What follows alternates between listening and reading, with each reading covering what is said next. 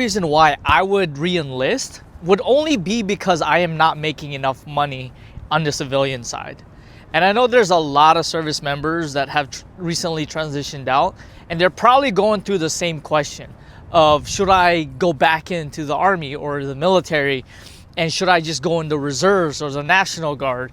It's probably because they're not making enough money right now. I say that because that's where I am at right now. I had this reflection last year as well. I'm making a little bit more now than last year.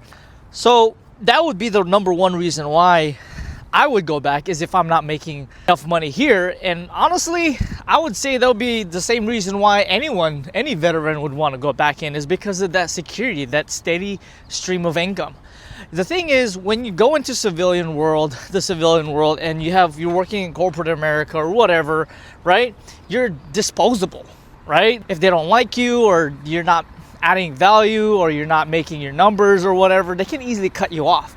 But in the military, if you're not performing, and there was always that one person in the team who wasn't contributing to the team, you can't just kick them out, right? There's a whole lengthy process.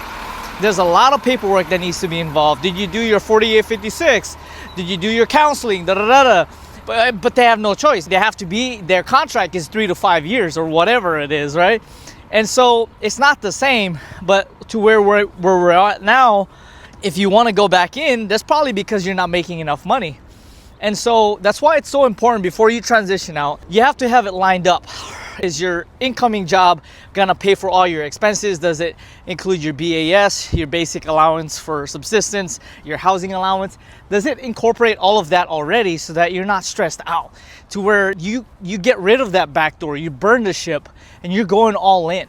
You're going all in for your future and for what you're really passionate about. And it wasn't a steady stream of income. It wasn't for the paycheck.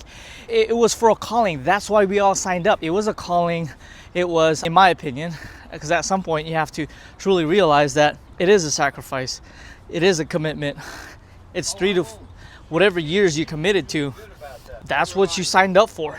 So that's what I would say. And it's so important to realize that, because at some point you have to make that full commitment, that full ride, that, if this helps you out and you think that this applies to you, please like, comment, and subscribe. I'm sure there are other people that can relate to this.